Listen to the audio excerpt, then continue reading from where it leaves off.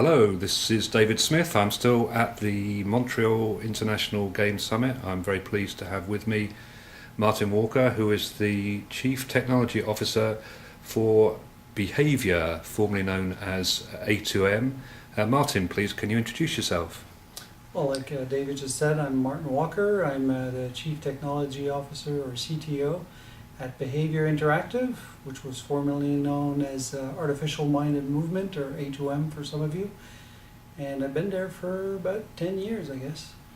And Martin, tell us a little bit more about Behaviour Interactive. So Behaviour's been kind of like around under different names for about like almost 20 years now.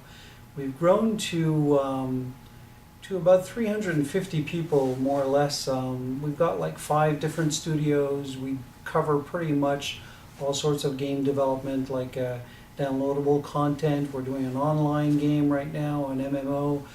We do traditional console games like for family and gamers. And we also do a lot of portable titles as well for iPhone and DS and devices that are more of your pocket size, if you want. And tell us a bit more about what a CTO does. Well, as CTO, my job is to make sure that we have all the right technologies to actually produce the games or develop the games. Whether it's the tool chain for the artists, for the designers, or the programming tools for the programmers, making sure all the relationships with the hardware manufacturers are in place, with the middleware providers, and also brainstorming with the teams on how to approach the technology solution for a given project, product, or title. And how did you come to be working at Behaviour? Well, I started kind of like, well, I've got a bachelor's degree in programming, so I'm a programmer by trade. Kind of like, if you look at my CV, it's kind of like a textbook progression from programmer, senior programmer, team lead, tech lead, architect, director, and VP of R&D, and now I'm kind of like the CTO. I've always been in the multimedia arena, developing 3D tools for the film and interactive market. I worked at Softimage, I worked at Matrox Electronics for a while, and about 10 years ago I got a call from a headhunter saying, hey, would you like to be a CTO in this game company? And I thought that games were very exciting from a programming perspective, and I decided to take the job. Fantastic. And I know you're heavily involved in trade associations in Montreal and Quebec. What would you say attracts people to work in Quebec? Why is Montreal a great place to work? Well, we've kind of attracted a lot of game developers here. There's a lot of game development studios. All the big ones are here, like Ubisoft, EA, Warner, THQ, IDOS, Funcom have just set up shop as well. And there's Activision, which has bought a developer in Quebec City. We seem to have a good mix of financial aid, talent, and technology. Montreal is a very technology-oriented community.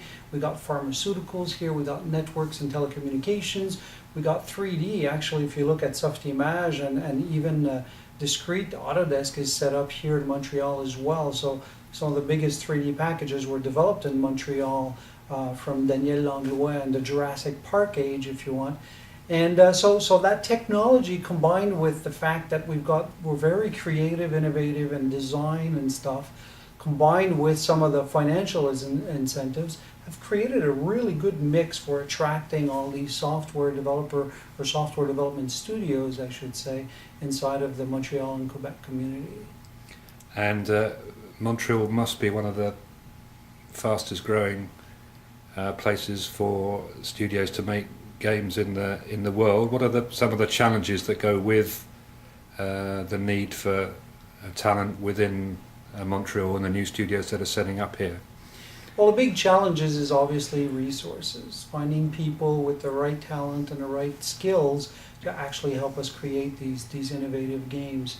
So we've worked a lot with the governments to put some educational programs in place to make sure that we get all like the junior staff that we need to be able to grow this industry.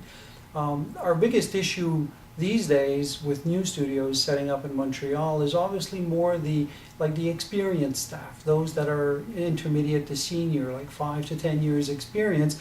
Obviously, when you're starting a studio, starting a team, you need that senior staff to be able to seed the team properly, even if you're going to hire a lot of junior staff to actually fill in the ranks.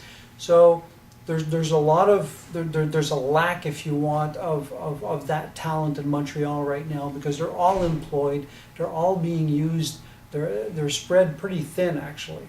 So we got to try and figure out a way of attracting people from abroad, like either from West Canada, the States, or even from UK and France.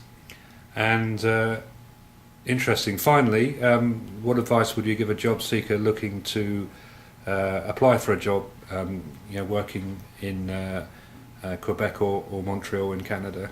Well, a few things. One, be prepared. Be prepared to show the stuff that you've done, the experience you've acquired.